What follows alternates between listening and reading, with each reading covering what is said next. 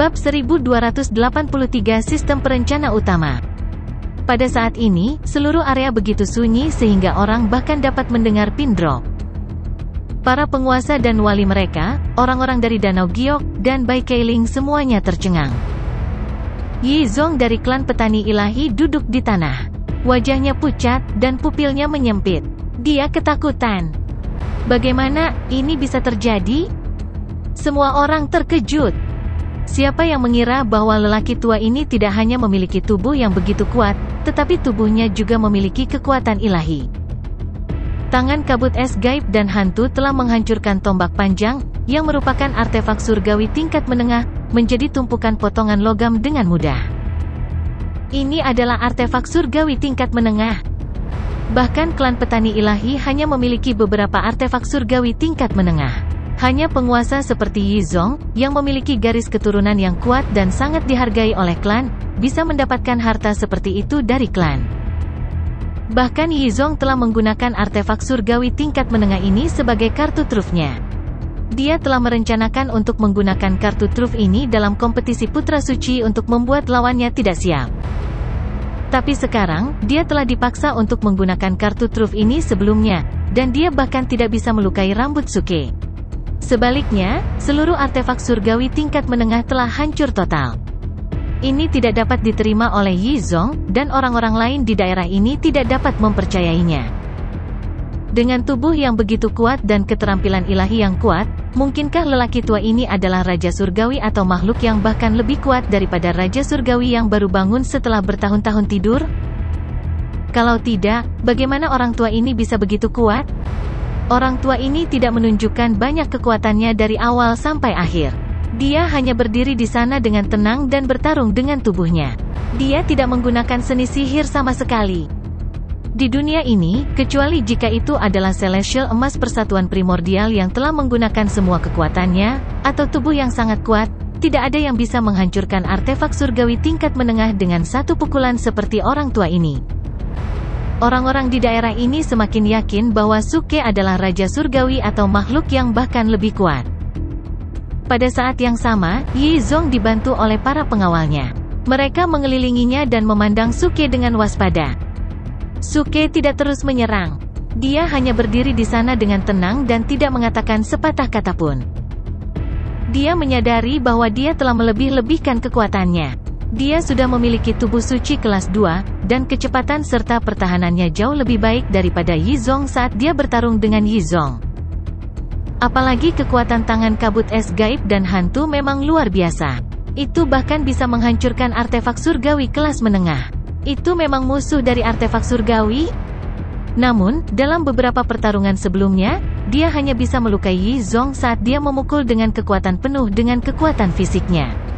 Dia tidak bisa membunuh Yi Zong. Ini adalah hasil dari perbedaan dalam bidang kultivasi mereka. Suke juga sangat tidak berdaya. Dia tahu bahwa tubuhnya tidak benar-benar tak terkalahkan. Ketika dia bertarung dengan Yi Zong barusan, dia tampaknya tidak terluka, tetapi kekuatan inti surgawi dan ki serta darah di tubuhnya telah terguncang hingga berantakan. Jika mereka bertarung beberapa kali lagi, Yi Zong akan terluka lebih parah, tetapi dia sendiri juga akan menderita luka dalam dan muntah darah. Tentu saja, Suke memiliki fungsi pemulihan otomatis sistem. Cedera semacam ini bukanlah hal yang serius baginya. Namun, Yi Zong juga memiliki konstitusi untuk pulih dari cedera. Dengan cara ini, bahkan jika penjaga Yi Zong tidak muncul, Suke tidak yakin dia bisa membunuh Yi Zong jika mereka terus bertarung seperti ini. Bahkan sulit untuk menentukan hasil pertempuran. Penguasa sekte besar benua langit tidak dibanggakan. Masing-masing dibudidayakan oleh sekte yang kuat dengan sumber daya yang sangat besar. Suke sangat tidak berdaya. Dia menggelengkan kepalanya diam-diam.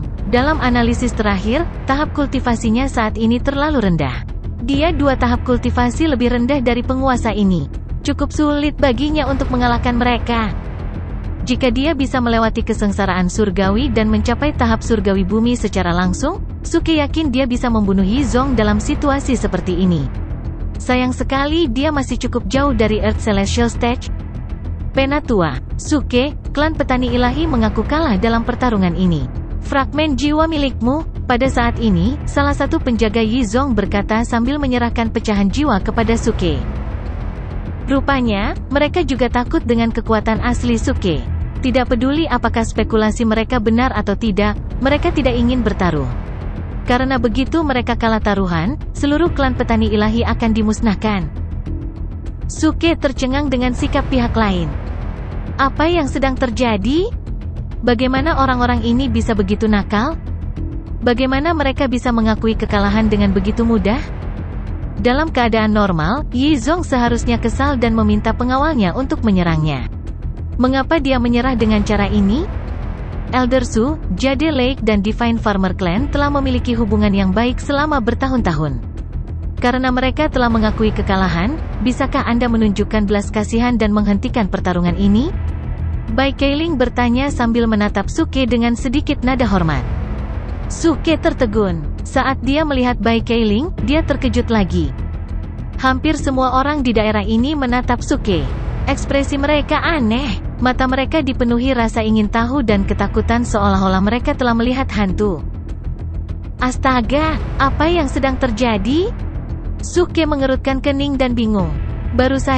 Dia baru saja menunjukkan ketangguhan fisiknya. Mengapa orang-orang ini begitu takut padanya? Apalagi, bahkan Bai Keiling pun takut padanya. Ada yang tidak beres. Oke, ayo hentikan pertarungan ini. Suke tidak bisa mengetahuinya.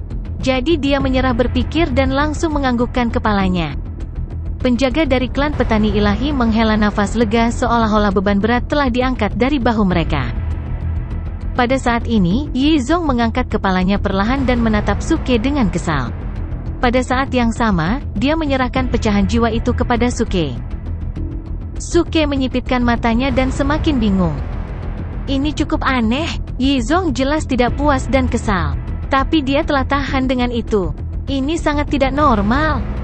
Mungkinkah orang ini berpura-pura mengaku kalah sehingga dia bisa melancarkan serangan diam-diam padaku? Memikirkan hal ini, Suke mengangkat alisnya. Dia tidak tahu penampilannya telah ditebak oleh orang-orang di daerah ini sebagai seorang kultivator di atas alam Raja Surgawi. Biasanya, pikiran pertamanya adalah lawannya akan menipu dia. Namun, ketika Suke mengambil pecahan jiwa, lawannya tidak melakukan apa-apa. Sebaliknya, mereka berbalik dan berjalan pergi. Mereka akan meninggalkan altar dan reruntuhan medan perang. Apakah kamu akan pergi seperti ini? Suke tercengang dan bertanya dengan alis berkerut. Orang-orang dari klan petani ilahi berhenti di jalur mereka. Orang-orang lain di daerah ini juga terkejut. Seorang Raja Surgawi tidak bisa dihina. Sepertinya lelaki tua ini tidak akan melepaskan klan petani suci dengan mudah. Singkirkan sampah ini, tanggung jawab semua orang untuk melindungi lingkungan. Suke tiba-tiba berkata sambil menunjuk pecahan logam di bawah kakinya. Ini adalah bahan dari artefak surgawi tingkat menengah Yizong. Meskipun artefak surgawi telah dihancurkan, bahan-bahan ini masih sangat berharga. Tidak ada yang mengira mereka hanyalah tumpukan sampah dalam kata-kata Suke. Orang-orang dari klan petani ilahi juga menggerakkan mulut mereka. Mereka mengira lelaki tua ini akan mempersulit mereka. Mereka tidak menyangka dia hanya ingin mereka mengambil materi ini. Mereka diam-diam senang. Baru saja, mereka tidak berani mengambil bahan logam ini karena takut. Tetapi karena lelaki tua ini meminta mereka untuk mengambilnya, mereka tidak punya alasan untuk tidak mengambilnya. Bahan-bahan ini tidak menarik bagi lelaki tua itu, tetapi menarik bagi mereka. Oke, kami akan segera membersihkannya. Seorang wali segera berkata. Yizong sedikit tidak sabar. Dia telah kehilangan seluruh wajahnya dan berharap dia bisa pergi secepat mungkin. Segera, dia berbalik dan berjalan ke Suke. Kemudian dia menggulung pecahan logam itu dan memasukkannya ke dalam cincin penyimpanannya. Anak muda, selalu ada seseorang yang lebih baik darimu. Jangan terlalu sombong di masa depan. Aku tidak ingin tawar-menawar denganmu kali ini. Tapi lain kali kamu tidak akan seberuntung itu. Dia menatap Yizong sambil tersenyum. Wajah Yizong suram. Dia mencoba yang terbaik untuk menahan amarahnya. Namun, dia tidak berani melawan Suke lagi. Jadi dia berbalik dan langsung pergi. Orang-orang lain di daerah ini juga diam. Mereka mengira klan petani ilahi beruntung karena masalah ini dapat diselesaikan dengan cara ini. Berkat permohonan Jade Lake, lelaki tua ini cukup pemaaf dan tidak ingin tawar-menawar dengan klan petani ilahi. Suara mendesing. Namun, ketika Yizong baru saja berbalik, suara mengoyak udara terdengar di belakangnya. Tongkat hitam pekat, yang menciptakan banyak bayangan tongkat, menghantam keras Yizong secepat kilat. Dor! Yizong tidak punya waktu untuk bereaksi. Penglihatannya menjadi gelap dan dia jatuh ke tanah. Kemudian dia kehilangan kesadaran. Pada saat yang sama, pedang tajam menembus dadanya. Pakaiannya diwarnai merah oleh darahnya. Kekuatan destruktif yang mengerikan memotong vitalitasnya dengan gila-gilaan. Pada saat ini, Suke muncul di belakang Yizong sambil tersenyum. Dia berkata sambil menggelengkan kepalanya dengan senyum tipis, "Tutut, aku baru saja memberitahumu bahwa kamu tidak akan seberuntung itu lain kali. Mengapa kamu masih begitu ceroboh?" Ekspresi penjaga klan petani ilahi berubah drastis, dan mereka bergegas mendekat. Namun, sudah terlambat. Pedang Suke telah menembus dada Yizong. Ki tak bernyawa yang luar biasa menyembur ke dalam tubuh Yizong dan berubah menjadi hembusan kekuatan dahsyat yang memotong vitalitas Yizong secara sembarangan. Dalam sekejap, Yizong berada di ambang kematian. Ketika Yizong akan mati, pengawalnya tiba. Mereka bertiga mengepung Suke. Yang lain mengeluarkan ramuan dan memasukkannya ke mulut Yizong. Dalam sekejap mata, nafas terakhir Yizong terselamatkan. Dia tidak mati. Suke berdiri di sana dengan tenang. Melihat ini, matanya sedikit berkedut, tetapi dia tidak menghentikannya. Sekte besar lainnya, termasuk anggota Danau Giok dan Bai Keiling, benar-benar terkejut. Tidak ada yang menyangka Suke akan begitu tak tahu malu. Dia bilang dia akan membiarkan Yizong pergi. Detik berikutnya, dia membunuh Yizong dengan menusuk Yizong dengan pedangnya. Bagaimana bisa seorang Raja Surgawi melakukan itu? Apakah Raja Surgawi ini tidak tahu malu? Banyak orang tidak bisa membantu tetapi merasa curiga. Mereka menatap Suke dan mulai meragukan identitasnya. Hanya Bai Keiling yang sadar. Dia pikir itu cukup normal. Dia ingat saat dia bersama Suke di Refined Moon Palace. Suke sama tidak tahu malunya dengan pria tua ini. Seperti kata pepatah lama, seperti ayah, seperti anak laki-laki. Tampaknya metode tak tahu malu Suke diwarisi dari ayahnya. Penatua Su, apa maksudmu? Seorang wali dari klan petani ilahi bertanya sambil menatap Suke dengan dingin saat ini. Dia gemetar karena marah. Namun, dia tidak berani bertarung dengan Suke. Meskipun dia adalah seorang wali di puncak Golden Celestial Stage, dia masih takut dengan identitas Suke. Dia takut Suke benar-benar makhluk di atas panggung Raja Surgawi dan memainkan trik tak tahu malu ini di depan mereka untuk membangkitkan kecurigaan mereka dan memaksa mereka untuk menyerangnya. Dengan cara ini, dia akan memiliki alasan yang dapat dibenarkan untuk membunuh mereka semua dan bahkan melampiaskan amarahnya pada seluruh klan petani ilahi. Terlepas dari apakah dugaan ini benar atau tidak, pelindung Dao tidak mau bertaruh. Tentu saja, yang terpenting adalah Yizong tidak terbunuh. Dia diselamatkan oleh pil perlindungan roh 9 reinkarnasi yang paling berharga dari klan petani ilahi. Tidak sulit bagi klan petani ilahi untuk pulih dari luka-lukanya. Apa yang saya maksud? Pada saat ini, Suke menatap pelindung itu dan tersenyum. Apakah Anda tidak tahu apa yang saya maksud? Ledakan. Saat berikutnya, sosok hitam muncul di belakang Yizong dengan pedang tajam di tangannya. Oh, tidak, itu replika. Mundur. Ekspresi para penjaga berubah drastis. Penjaga yang baru saja memberikan obat kepada Yizong dengan cepat meraih Yizong dan mundur dari tempatnya berdiri. Namun, sosok hitam itu jauh lebih cepat dari sang penjaga. Tidak peduli seberapa cepat reaksi penjaga itu, dia tidak bisa menghindari serangan pedang yang tiba-tiba itu. Ji. Bersamaan dengan suara tumpul, pedang tajam sosok hitam itu menembus tenggorokan Yizong. Mungkin masih ada ruang untuk penebusan dalam serangan ini, dan itu tidak fatal. Namun, Yizong ditarik kembali oleh pelindung Dao, dan seluruh tubuhnya diseret secara paksa melintasi bilah pedang. Tenggorokannya dipotong di tempat, dan kepalanya terpisah dari tubuhnya, jatuh ke tanah dengan keras. Seorang penguasa muda dari klan petani suci terbunuh di tempat. Semua orang di daerah ini tercengang dan tidak percaya apa yang baru saja mereka lihat. Penjaga klan petani suci merasa seperti disambar petir.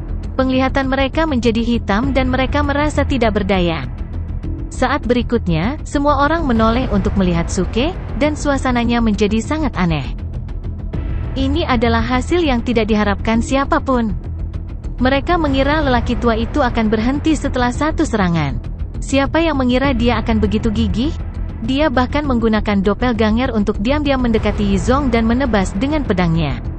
Pada akhirnya, kepala Yizong jatuh ke tanah dan dia mati di tempat. Banyak orang terkejut dan takut. Lagi pula, serangan ini tidak bisa dilakukan oleh pembangkit tenaga listrik di atas panggung Raja Surgawi. Namun, metode ini benar-benar menakutkan. Kebencian mendalam macam apa yang dimiliki lelaki tua ini yang membuatnya ingin membunuh Yizong tanpa henti? Orang-orang lain di daerah ini tidak tahu alasannya.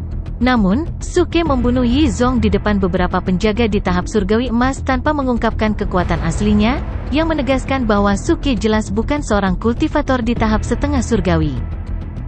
Karena dia tidak berada di tahap setengah surgawi, dan bahkan penjaga di tahap surgawi emas tidak dapat melihat melalui tahap kultivasi aslinya, para penonton percaya bahwa identitasnya sebagai pembangkit tenaga listrik di atas Raja Surgawi hampir benar.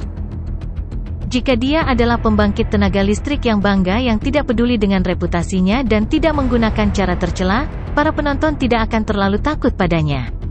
Selama mereka tidak menyinggung pembangkit tenaga listrik semacam ini, mereka tidak akan repot-repot berurusan dengannya. Namun, lelaki tua di depan mereka ini, yang begitu kuat sehingga dia mungkin menjadi pembangkit tenaga listrik di atas Raja Surgawi, masih bisa menggunakan cara tak tahu malu seperti itu, yang membuat darah mereka membeku. Betapa mengerikan. Sekarang, apakah kamu mengerti maksudku? Aku ingin membunuhnya, itu saja. Pada saat ini, Suke berkata sambil tersenyum sambil menatap penjaga klan petani ilahi dengan tenang. Pada saat yang sama, dia memiliki mantra pelarian ilahi tingkat surgawi di tangannya. Jika penjaga ini menyerangnya dengan gila, dia akan memiliki kesempatan untuk melarikan diri. Adapun serangan balik, Suke bahkan tidak berani memikirkannya sekarang. Bahkan jika dia dalam kondisi terbaiknya, dia masih bukan tandingan begitu banyak pembangkit tenaga listrik di Golden Celestial Stage. Selain itu, tidak mudah baginya untuk berurusan dengan Yizong sekarang. Suke telah menggunakan seluruh kekuatannya saat dia meluncurkan serangan diam-diam dengan tongkat hitam dan menusuk dada Yizong dengan pedangnya. Serangan pedang yang tampaknya sederhana itu telah diresapi dengan kekuatan inti surgawi, kekuatan jiwa, dan konotasi Tao yang luar biasa, serta kekuatan yang dimiliki oleh roh pedang. Selain itu, Suke telah menggunakan lifeless key dalam jumlah besar dari roda kehidupan dan kematian kuno. Itulah mengapa ia memiliki kekuatan seperti itu. Itu bisa melukai serius atau bahkan membunuh seorang penguasa di surga surgawi. Jika tidak, sebagai seorang kultivator di puncak tahap surgawi manusia, sangat tidak mungkin bagi Suke untuk membunuh seorang kultivator di tahap surgawi. Suke telah mencoba yang terbaik untuk meluncurkan serangan diam-diam dan membunuh Yizong. Namun, klan petani ilahi, yang kaya dan kuat, telah mengeluarkan pil perlindungan roh 9 reinkarnasi untuk menyelamatkan napas terakhir Yizong. Ini membuat Suke sangat tidak senang. Tidak ada yang bisa menghentikannya jika dia ingin membunuh seseorang. Oleh karena itu, Suke memanggil tubuh ilusi petirnya dan mengejar Yizong dengan tenang. Serangan pedang itu juga menghabiskan banyak kekuatan Suke. Namun, itu tidak sekuat serangan pedang pertama. Ketika tubuh ilusi guntur menembus tenggorokan Yizong, Suke merasa serangan pedangnya tidak cukup untuk membunuh Yizong. Namun, dia tidak menyangka wali lawannya akan melarikan diri dengan Yizong. Sebaliknya, leher Yizong terpotong oleh pedang tajam. Itu adalah kecelakaan yang tidak menguntungkan yang menyebabkan kematian Yizong. Namun, Suke cukup puas dengan hasil ini. Sejak Yizong terbunuh, dia tidak ingin lagi bersikap low profile. Jadi, dia memilih untuk menghadapi wali lawannya secara langsung. Itu yang aku maksud. Apa yang dapat Anda lakukan? Apakah Anda ingin membalas dendam? Saya memiliki mantra pelarian ilahi tingkat surgawi. Aku bisa melarikan diri setelah bertindak keras. Apa yang dapat Anda lakukan? Namun, yang mengejutkannya, para penjaga itu tidak menyerangnya. Mereka tampak murung. Suke memegang mantra pelarian ilahi tingkat surgawi dengan erat di tangannya dan siap untuk menggunakannya kapan saja. Kedua belah pihak menemui jalan buntu. Semua penguasa di daerah ini, termasuk Bai Keiling dan yang lainnya, diam saja. Setelah beberapa saat, seorang wali dari klan petani ilahi akhirnya bertanya dengan suara rendah, "Penatuasu, saya bertanya-tanya kapan klan petani ilahi menyinggung Anda? Mengapa Anda harus membunuh kedaulatan kami sedemikian rupa?" Kamu mau tahu alasannya? Sederhana saja. Suke mencibir dan mengangkat satu jari. Pertama, kamu seharusnya tidak menyerang orang-orang Budaji. Kedua, kamu mencoba membunuhku di Danau Giok. Ketiga, aku tidak menyukaimu. Keempat, aku tidak seperti orang jelek. Kelima, keenam, ketujuh, bahkan ke-100. Mau tahu lebih banyak? Ketika penguasa klan petani ilahi mendengar ini, wajah mereka menjadi pucat. 2 poin pertama benar. Untuk memancing Budfest dan Duan Jiude keluar, mereka menangkap orang-orang dari Buddhisme Ji. Akibatnya, banyak orang yang terbunuh. Hanya Ryu Jingning yang diselamatkan oleh Budfest dan Duan Jiude. Sekarang mereka menyadari bahwa lelaki tua ini mengenal orang-orang Buddha Ji, dan dia ingin membalas dendam untuk mereka. Juga, ketika mereka berada di Danau Giok, mereka sangat ingin membunuh Suke. Tetapi ketika mereka mendengar Budfest dan Duan Jiude muncul, mereka menyerah dan langsung datang ke sini. Adapun poin ketiga dan keempat, mereka cukup berdaya. Apakah salah menjadi jelek? Baik, karena Penatuasu telah menjelaskannya dengan sangat jelas, kita akan pergi dari sini. Akhirnya, wali dari klan petani suci berkata. Wajahnya masih pucat, tapi jelas dia benar-benar ingin pergi. Suke terkejut. Mengapa mereka pergi begitu mudah? Bukankah mereka ingin membalas dendam untuk Yizong? Faktanya, para penjaga klan petani ilahi ini telah mencapai kesepakatan. Yizong bukan satu-satunya penguasa yang luar biasa di klan petani ilahi. Sekarang Yizong sudah mati, yang merupakan fakta yang tidak bisa diubah. Mereka tidak berpikir perlu mengambil risiko membunuh Suke hanya untuk membalas kematian penguasa. Jika mereka benar-benar bertemu dengan makhluk di atas alam Raja Surgawi, mereka akan kehilangan lebih dari seorang penguasa. Mungkin seluruh klan petani ilahi akan dibunuh. Itu benar-benar tidak perlu. Tentu saja, keputusan ini hanya bersifat sementara. Setelah mereka kembali, mereka akan memiliki banyak waktu untuk menyelidiki identitas Suke. Jika mereka tahu dia bukan Raja Surgawi, klan petani ilahi akan memiliki cukup kekuatan dan sarana untuk membalas dendam padanya. Karena itu, para penjaga ini cukup tenang. Mereka tidak bertindak gegabah dan membuat pilihan terbaik secara rasional. Mereka mengambil tubuh Yizong dan meninggalkan altar secara diam-diam. Kemudian mereka kembali ke jalan mereka datang. Suke mengerutkan kening saat dia melihat mereka pergi. Dia tidak mengerti apa yang sedang terjadi. Dia bahkan menebak bahwa para penjaga ini sudah lama tidak menyukai Yizong. Sekarang Yizong telah terbunuh, mereka bahkan tidak ingin membalas dendam untuknya. Namun, orang-orang di daerah ini menganggap Suke sebagai makhluk di atas alam Raja Surgawi. Mereka semua memandangnya dalam diam. Penguasa Sekte Surgawi Fangchun dari alam Surgawi Tiantong ragu sejenak.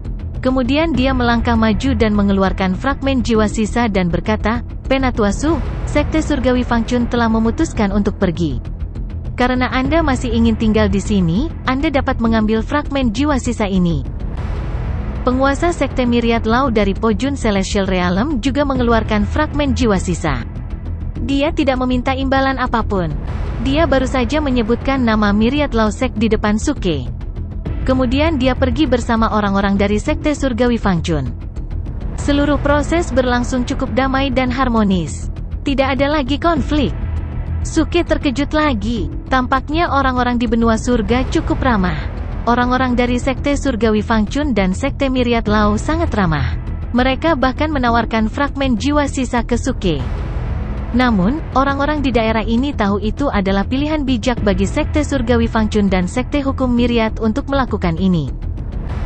Bagaimanapun, mereka telah memutuskan untuk pergi.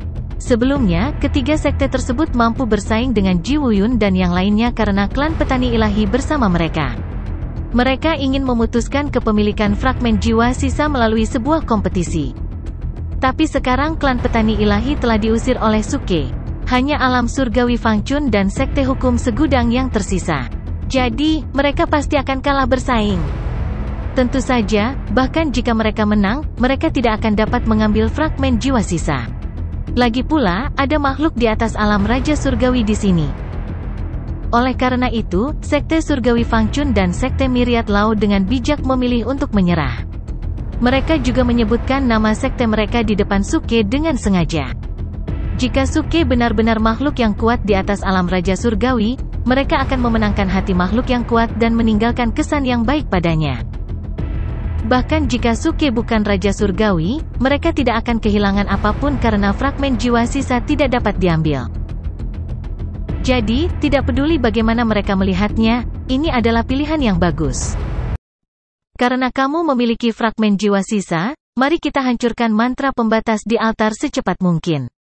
Kata Suke sambil menyerahkan 3 fragmen jiwa sisa kepada Ji Wuyun. Dia tidak ingin membuang waktu di sini lagi. Dia ingin menemukan Budfest dan Duan Jiude secepat mungkin. Tujuan utamanya adalah untuk melihat Ryu Jingning. Anggota Buddha Ji telah diperlakukan seperti ini oleh klan petani ilahi. Selain itu, pemimpin fraksi dan tetua yang datang ke sini bersama Ryu Jingning semuanya telah meninggal hari ini. Ini membuat Suke cukup khawatir dengan keadaan Ryu Jingning saat ini. Oke, teman-teman, beri aku fragmen jiwa sisamu. Ji Wuyun berkata sambil menganggukkan kepalanya dan menatap penguasa dari 2 sekte lainnya. Kedua pemuda itu menganggukkan kepala dan menyerahkan fragmen jiwa sisa kepada Ji Wuyun. 7 fragmen jiwa sisa berkumpul dan bergabung secara bertahap di bawah tekanan kekuatan inti surgawi Ji Wuyun.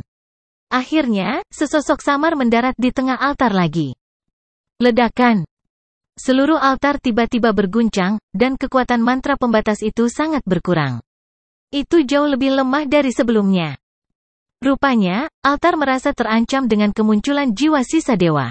Jadi, itu menggunakan sebagian besar kekuatan mantra pembatas untuk menahannya. Jiwa sisa dewa menekan altar, dan altar juga menekannya. Kita berhasil. Ayo bekerja sama untuk menghancurkan mantra pembatas di altar sementara. Lalu, kita bisa pergi ke sisi lain. Ji Wuyun berkata dengan gembira. Meskipun mantra pembatas yang melemah masih cukup kuat, selama mereka semua bekerja bersama, mereka dapat mematahkannya dan membantu mereka pergi ke sisi lain. Pada saat itu, mereka akan memiliki peluang besar untuk menemukan lebih banyak warisan. Bagi Ji Wuyun, ini adalah kesempatan langka baginya. Jangan repot-repot, aku bisa melakukannya sendiri, Suke berkata dengan tenang sambil melambaikan tangannya tiba-tiba. Kamu bisa melakukannya sendiri. Masa siap menyerang? Tapi setelah mendengar kata-kata Suke, mereka tercengang dan memandangnya dengan heran. Suke berjalan keluar dari kerumunan dengan tenang dan mendekati dinding mantra pembatas di tepi altar. Kemudian, di depan mata para penonton yang bingung, dia mengangkat kaki kanannya. Untaian cahaya keemasan bersinar terang. Kemudian, dia menendang ke depan dengan tiba-tiba. Gemuruh! Seluruh altar mulai berguncang dan menimbulkan suara gaduh. Di depan semua penonton, dinding mantra pembatas yang melemah dihancurkan oleh tendangan Suke, meninggalkan lubang besar. Semua penonton tercengang. Mereka memandangi kaki Suke dengan ngeri dan mau tidak mau menelan air liur mereka. Suke mengabaikan ekspresi para penonton. Dia meletakkan tangannya di belakang punggungnya dan mengangkat kepalanya dengan bangga. Kemudian, dia berjalan maju terlebih dahulu. Ya Tuhan, apa, seni kaki ini? Sangat kuat? Pada saat ini, suara wanita datang dari belakang. Rupanya, itu adalah magang perempuan dari Jadelei. Suke tersenyum. Dia tidak berhenti atau melihat ke belakang. Dia hanya menjawab dengan tenang, kaki raja yang tangguh. Itu gelap gulita di reruntuhan medan perang kuno. Suke dan rekan satu timnya telah melewati altar dan mencapai sisi lain sungai dengan lancar. Masih ada beberapa bahan hotpot yang ditinggalkan Budfest dan Duan Jiude di tanah, serta beberapa jejak kaki berantakan yang mengarah ke arah berbeda. Namun, ada tumpukan kotoran yang tersembunyi di sudut salah satu dinding. Jejak kaki ditinggalkan oleh seekor anjing di depan mereka. Suke melihatnya dengan tenang. Kemudian, dia menunjuk ke arah dinding dan berjalan ke depan. Bai Keiling dan teman-temannya mengikuti Suke tanpa ragu. Orang-orang lainnya ragu sejenak sebelum mengikuti Suke. Setelah beberapa saat, lorong di depan mereka menjadi lebih luas. Akhirnya, mereka tiba di tempat suci Tao yang sangat luas. Seluruh sanktum Tao cukup lusuh. Tanahnya penuh lubang dan bahkan beberapa senjata dan artefak sihir berserakan di tanah. Rupanya, perang besar telah terjadi di sini sejak lama. Bahkan mayat dan kerangka telah berubah menjadi tanah subur seiring berjalannya waktu. Di depan tempat suci Tao, ada ratusan bangunan kuno yang tersebar di sini. Namun, mereka juga bobrok. Beberapa bangunan hanya tersisa setengah pilar dan dinding yang rusak. Beberapa bangunan telah runtuh dan ditutupi jaring laba-laba. Tempat ini dulunya adalah sebuah sekte, seseorang bertanya dengan heran. Rupanya, tempat ini dulunya adalah gerbang gunung sebuah sekte. Namun pada akhirnya, itu telah menjadi medan perang selama perang besar antar dewa. Itu telah dibom menjadi reruntuhan dan tenggelam ke dalam tanah sampai Budfest dan Duan Jiude menggalinya. Tetua Su, ada beberapa jejak kaki yang mengarah ke sana. Bai Keiling berkata kepada Suke saat ini, menunjuk ke selatan tempat suci Tao. Suke melihat ke arah itu dan menemukan jejak kaki Budfest dan Duan Jiude di tanah tempat suci Tao. Mereka melewati tempat suci Tao dan menuju ke reruntuhan rumah di selatan. Tidak ada yang istimewa dengan rumah di arah itu, tetapi dari jejak Budfest dan Duan Jiude, sepertinya mereka berdua langsung menuju ke arah itu, dan tidak mempertimbangkan untuk pergi ke tempat lain untuk melihatnya. Ini membuat Suke merasa bahwa Budfest dan Duan Jiude pasti mendapatkan semacam peta untuk memandu mereka. Kalau tidak, mustahil bagi mereka untuk memahami tempat ini dengan baik. Ikuti jejak kaki. Juga, jangan sentuh benda lain dan jangan berkeliaran. Tempat ini tidak sederhana. Suke berkata dengan suara yang dalam dan memimpin untuk menginjak jejak kaki Budfest. Orang-orang yang lain mengangguk setuju. Tempat ini memang tidak sederhana. Senjata dan artefak langit yang tersebar di sekitar Taoist Sanctum semuanya dipenuhi dengan dead key. Terlebih lagi, banyak ahli dan tokoh perkasa telah meninggal di tanah ini, dan tubuh mereka semuanya telah dicerna di sini. Dengan kekuatan sekelompok orang ini, jika mereka menginjak tanah ini, konsekuensinya akan sangat mengerikan. Ledakan. Namun, ketika Suke baru saja menginjak tempat suci Tao, ledakan keras terdengar dari depan mereka. Kemudian, api melambung ke langit, dan seluruh tempat suci Tao diterangi oleh cahaya merah yang menyala-nyala. Setelah itu, Suke melihat Budfest, Duan Jiude, dan orang-orang lainnya melarikan diri dari tempat itu dengan panik. Di antara sosok-sosok itu, Suke melihat Mo Junchen, yang mengikuti Budfest, tetapi dia tidak melihat Ryu Jingning. Dia tidak bisa membantu tetapi melebarkan matanya dan langsung berlari ke depan. Apa? Ada yang masuk? Saat Duan Jiude berlari ke depan, dia melihat sosok Suke dan Bai Keiling serta orang-orang lainnya berdiri di belakang Suke, dan dia tidak bisa menahan keterkejutannya. Heh! Siapa orang tua ini? Dia baru saja berada di tahap setengah surgawi. Beraninya dia berlari ke arah kita sendirian? Budfest memandang Suke dan tertawa sinis. Kemudian, dia melambaikan cakarnya dan berkata, Wali Mo, cepat bunuh orang tua ini.